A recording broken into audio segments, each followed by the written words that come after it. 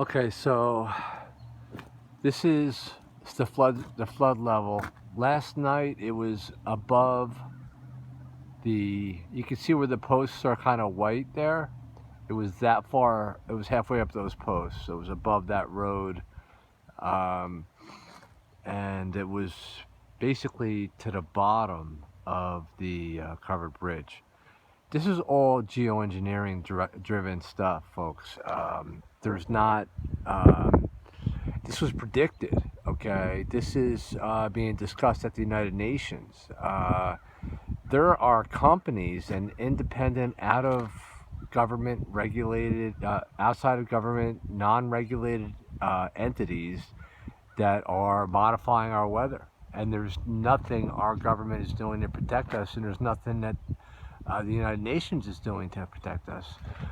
So this might say, well, okay, you might say, well, okay, we got a little bit of rain, we survived, no big deal. But it is a big deal because the overall planet is changing, and we are approaching a polar shift. And you were taught in school and every single day that Earth is supposed to stay relatively at the same temperature, and everything's supposed to be as it was when you were a kid and all that. But that's not true. Earth is supposed to be very, very warm right now because there is something called oxygen clathtrate, sky ice, Genesis oxygen, goes by a few different names, but it's enough air, oxygen, underneath and within a lake in the southern hemisphere, within Antarctica, to refill this entire canopy. In other words, your entire air system, your entire atmosphere with new air. And the reason that that is necessary is because when you do have a polar shift, you lose most of this air.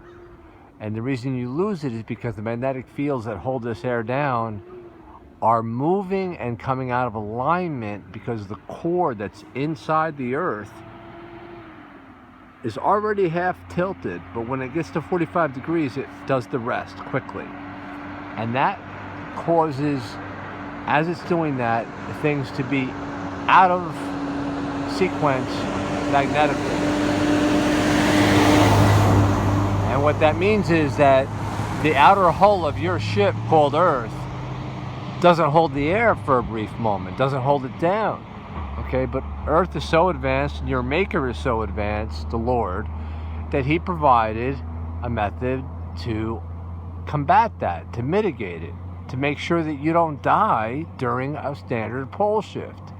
Okay, now it's still challenging even without those releases, because a polar shift is an aggressive change in water and temperature, even when things are not engineered. But can you imagine this level of engineering going on, holding Earth cold because they continually block the sun, and that oxygen does not get released? That is the equivalent of being in Antarctica without a blanket.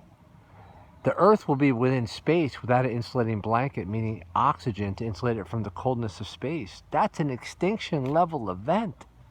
That's such thin oxygen layer and so cold that no advanced race has ever survived it above the surface of the Earth.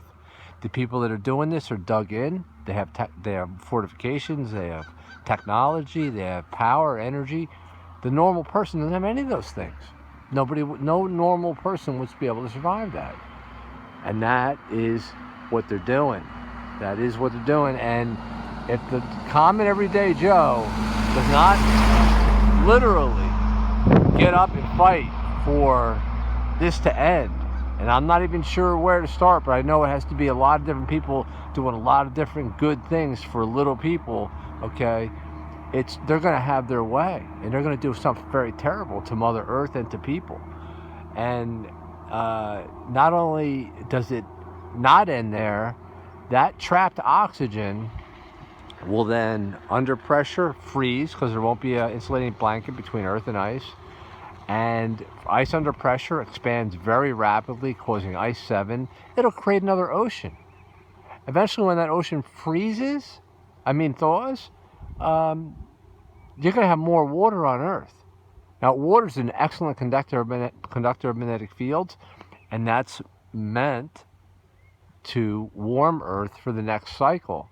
So you'll be a frozen cycle between now and the next pole shift, and then thereafter Earth will be so warm because now you actually re-engineered Earth to artificially tell the system that it was too cold to sustain life on this planet, and therefore we need to have a frozen pole shift to warm the next cycle. Well, that next cycle will be warmer, okay? But it'll be so warm that it'll be a planet that so warm that people are not designed to live on a planet that warm.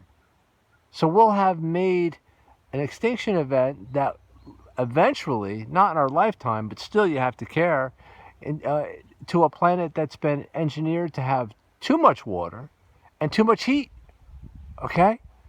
So that's horrible too, okay?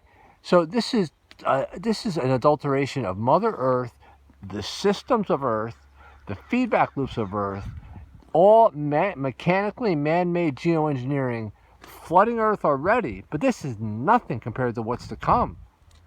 People need to get awakened. They have to understand what's going on. This video needs to be shared, okay? Chemtrails are more than what you think. This is a slow cook to a big event. And the frogs need to get out of the pot now and make a difference and stop this before it's too late. Thank you.